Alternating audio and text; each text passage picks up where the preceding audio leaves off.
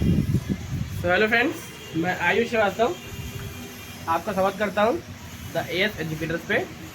और आज मैं यहां पे आपके लिए अपना लेक्चर नंबर 22 लेकर के आया हूं। और जैसे कि मैं बता दूं मैं आपको कि हमने अपने लेक्चर नंबर 21 में, यानी कि जस्ट पहले वाले लेक्चर में, हमने अपना जो फॉर्म थी यहाँ मैंने इसलिए डाला है कि मैंने स्टार्ट किया था वहाँ पे केवीपी एनएससी के बारे में, और इसी क्रम में हमको आज आगे बढ़ना है और यहाँ पे डिस्कस करना है हमको जो हमारी आगे और फॉर्म्स है। इसलिए मैंने यहाँ पे सिर्फ फॉर्म्स लिख के डाल दिया है, तो आप बिल्कुल भी कंफ्यूज मत होइएगा कि उसी का आगे का चीज़ है, उसी चैप्टर में आगे की चीज़ें पढ़नी है जो, इसलिए यहाँ मैंने फॉर्म्स लिख के डाला है। क्योंकि हमने एनएससी और केवीपी के बारे में पढ़ लिया था, अब यहाँ पे हमको क्या पढ़ना है, बीएफएस के बारे में पढ़ना है, बैंक एश्योरेंस के बारे में पढ़ना है, इसीलिए मैंने यहाँ पे फॉर्म करके लिख दिया है। तो आज का जो हमारा टॉपिक नंबर 1 होगा वो यहाँ पे होने वाला हमारा बीएफएस, ठीक है ना। तो देखिए बीएफएस क्लास जानते हैं कि बीएफएस क्या है।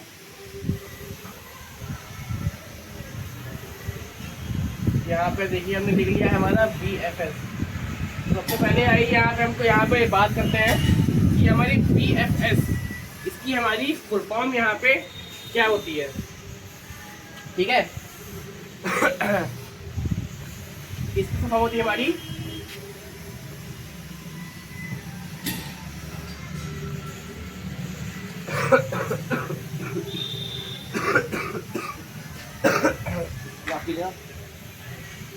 बोर्ड फॉर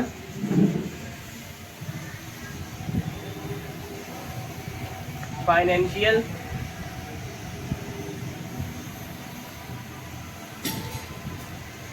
सुपरविजन,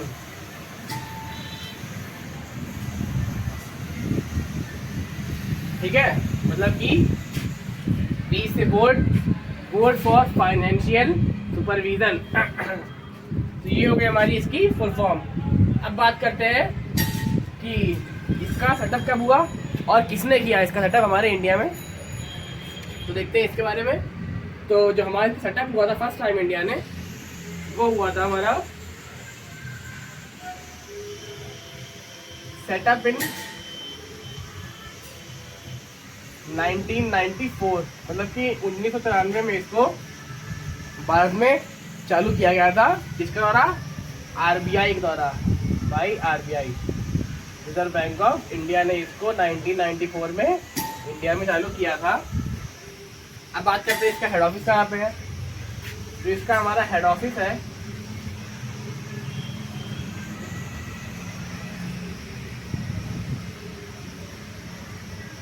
वो हमारे, देखिए जितने भी हम लोगों ने यहाँ पे स्टडी किया है, अधिकांशतः एक कॉमन चीज़ होती है दिल्ली या मुंबई, तो उसी में से इसका हमारा है मुंबई,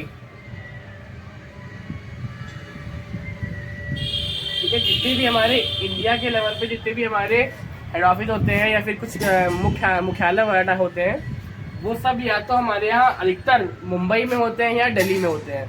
अगर अंतर्राष्ट्रीय स्तर पर पहुँच जाए, हम लोग अंतर्राष्ट्रीय स्तर की बात करते हैं, तो जितने भी हमारे इंटरनेशनल ऑर्गेनाइजेशन है उसमें अधिकतर में हम लोग आगे डिस्कस करेंगे उस चीज़ के बारे में, अभी नहीं पढ़ी है वो चीज़, लेकिन मैं बता रहा हूँ कि जब हम लोग इंटरनेशनल ऑर्गेनाइजेशन के बारे में डिस्कस करेंगे तो अधिकतर आपको देखने को मिलेगा कि उसके मुख्यालय सचिवालय हमारे जो है हेड ऑफिस कहाँ है, स्विट्जरलैंड में देखने को मिलेंगे वहाँ पे आपको।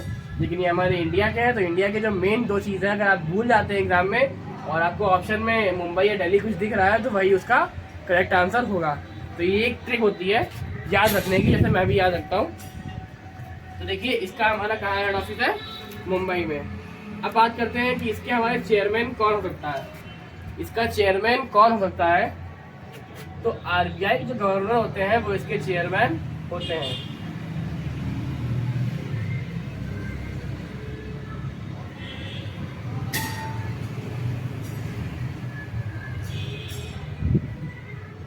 आरबीआई गवर्नर इसके चेयरमैन बनते हैं, ठीक है। अब देखिए बात करते हैं कि इसका काम क्या होता है, ठीक है। तो इसका जो मेन काम होता है वो बैंकिंग सिस्टम को क्रेडिट, मतलब जो बैंकिंग सिस्टम है, बैंक की कार्य प्रणाली है, उसमें उसको क्रेडिट, मतलब कि उसका जो राशि वाला कार्य उसका है कार्य, उसको सहायता प्रदान करना, ठीक है। इसका क्या मेन वर्क होता है कि जो बैंक में राशि की रेटिंग्स है उसको सहायता प्रोवाइड करना, उसको मदद प्रदान करना। तो to provide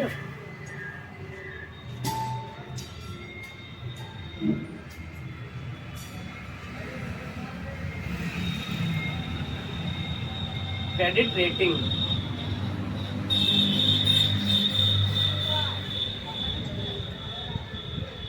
in banking system.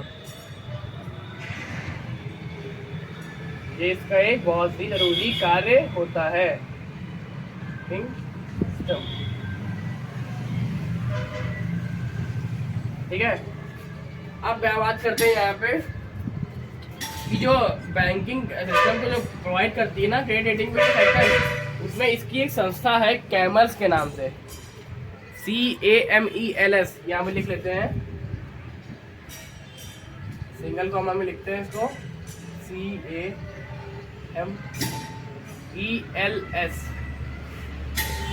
ये कैमल्स का ये एक संस्था है।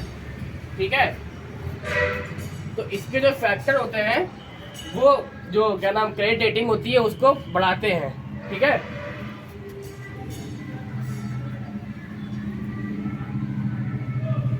तो इसके सारी फैक्टर्स जो इसके होते हैं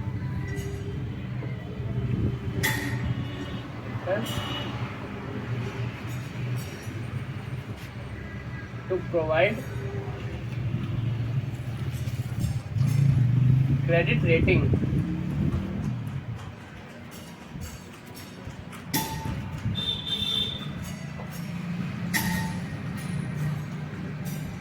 ठीक है, मतलब जो कैमल्स है, कैमल्स की संस्था, उसके जो फैक्टर्स किए जाते हैं, उसके जो फैक्टर्स हैं, उनका मेन कार्य क्या है कि क्रेडिट रेटिंग को कि जो उसको क्रेडिट रेटिंग है उसको प्रदान करना, सहायता। तो अब यहाँ पे कैमल्स को हमने लिख लिया, लेकिन कैमल्स के जो एक एक चीज़ दिख रही है आपको, एक लेटर CAMELS, इसमें हर चीज़ का एक अलग अलग, हर एक लेटर का एक अलग अलग अपना पूरी फुल फॉर्म टाइप से है। तो पहले भी इसको आप लिख लीजिए, PFS, board of financial supervision. इसका गठन कब हुआ? 1994 में RBI द्वारा। हेड ऑफिस इसका मुंबई में है। इसके गवर्नर कौन होते हैं? हमारे RBI। इसके चेयरमैन कौन होते हैं? RBI के गवर्नर। और इसका मेन कार्य होता है क्रेडिट रेटिंग को सहायता प्रदान करना बैंकिंग सिस्टम में। और camel sectors to provide credit rating, लिख दिया मैंने यहाँ पे।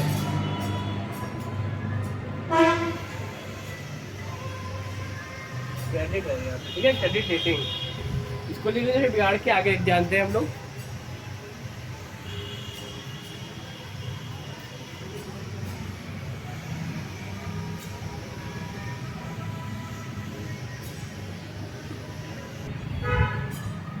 तो मैं उम्मीद करता हूँ कि आपने उतना लिख लिया होगा।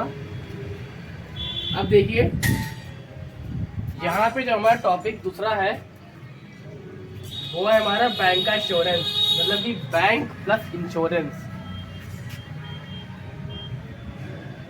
इसकी स्पेलिंग थोड़ी अलग होती है, BANC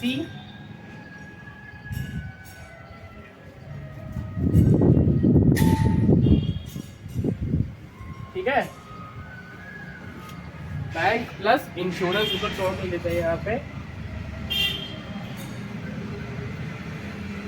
बैंक प्लस इंश्योरेंस।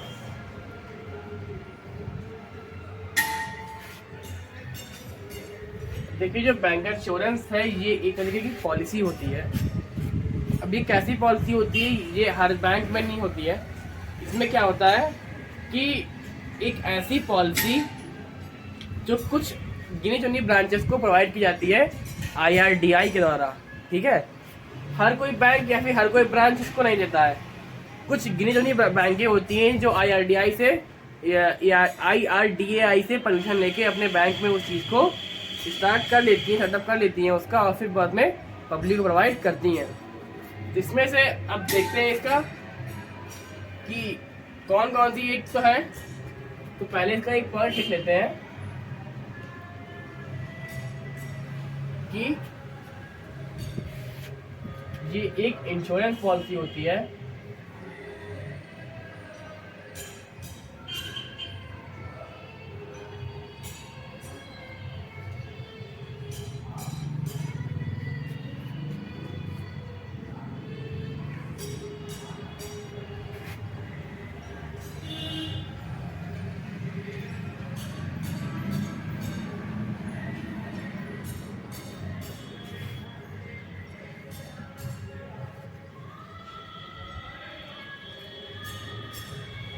ठीक है, मतलब कि ये हमारी एक ऐसी इंश्योरेंस पॉलिसी होती है जो कि बैंक की ब्रांच द्वारा दी जाती है। और एग्जांपल भी लिख लीजिए इसके, यहाँ पे एक एग्जांपल करके लिख लीजिए, जैसे कि पीएनबी की मेटलाइफ, पीएनबी मेटलाइफ इसका एक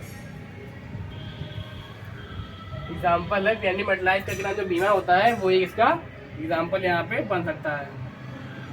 और एक चीज़ कि हर बैंक तो कर सकती है इसको, जो हर बैंक कर नहीं सकती है उसको करने के लिए जो परमिशन चाहिए होती है वो कौन सी होती है और कहाँ से मिलती है? तो बैंक आर रिक्वायर्ड, बहुत जरूरी है उनके लिए, क्योंकि हर बैंक नहीं कर सकती है, टू अप्रूव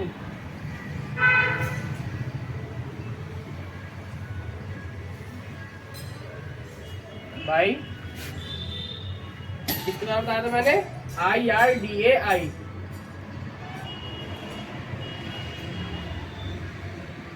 ठीक है, अब देखिए, अब जो बैंक इसको कर सकती है उसके लिए उनकी कंडीशंस भी होती हैं कुछ, तो जो उनकी कंडीशंस है उसके बारे में यहाँ बता लेते हैं।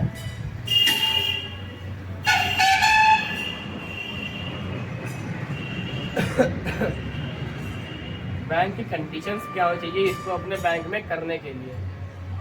तो सबसे पहले तो उनका कैपिटल कितना होना चाहिए?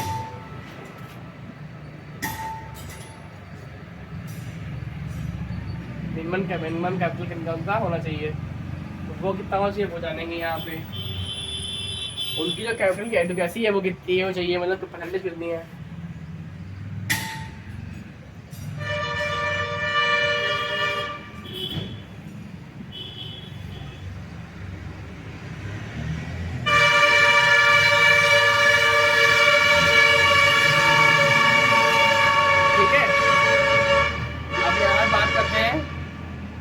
कि बैंक को जो बैंक से जो फायदा होने वाला है वो कितने सालों में मिलेगा,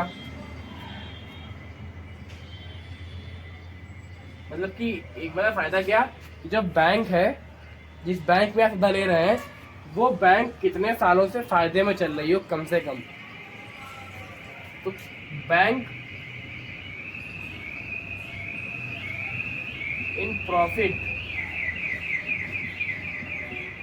मतलब कि बैंक घाटे वाली बैंक ना हो कि आपने मतलब करवा दिया वहाँ पे, बाद में बैंक ही बंद हो गई। तो ऐसी कोई बात नहीं चाहिए, जो बैंक चल रही है जिसका अच्छा खासा प्रॉफिट चल रहा है वही होनी चाहिए यहाँ पे। तो bank in profit from 5 years, जो बैंक 5 साल से फायदे में हो खाली उसी बैंक को ये दिया जाता है। ठीक है, अब एक इसमें और होती है कि NPA, मतलब कि नॉन परफॉर्मिंग असेट्स, उसकी यहाँ पे मंजूरी होनी चाहिए। इसकी NPA, नॉन परफॉर्मिंग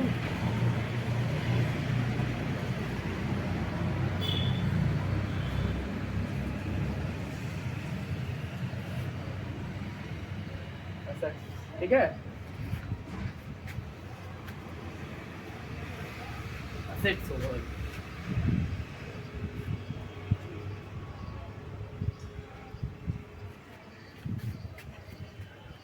उसकी यहाँ मंजूरी होनी चाहिए, जरूरी है।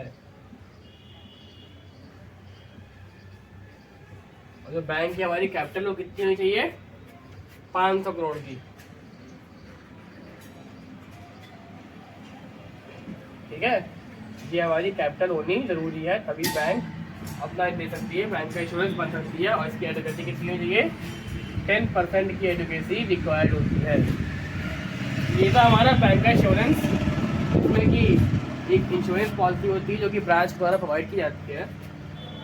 इसका एग्जांपल है पीएनबी मेटलाइफ। और जो बैंक है उसको IRDAI की मंजूरी जरूरी होगी उनके पास हो। बैंक की कंडीशन हो चाहिए कि उनका कैपिटल 500 करोड़ का होना चाहिए, उनकी एडुकेसी 10% की हो और बैंक 5 साल से फ़ायदे में हो। और जो NPA है उसकी सेटिस्फैक्ट्री, उसकी मंजूरी यहाँ पे होनी आवश्यक है। ठीक है, तो ये भी था हमारा बैंक का इंश्योरेंस, इसके बारे में पूरा जान लिया है। अब आज के लेक्चर में हमने इतना जान लिया है, अपना अगला लेक्चर है उसमें इस चैप्टर के बारे में आगे डिस्कस करेंगे। लेक्चर भी यहीं से रखते हैं। वीडियो अच्छा लग रही है तो लाइक करिए, शेयर कीजिए चैनल को, सब्सक्राइब कीजिए। मिलते हैं अपने लेक्चर में। Thank you, thanks for watching.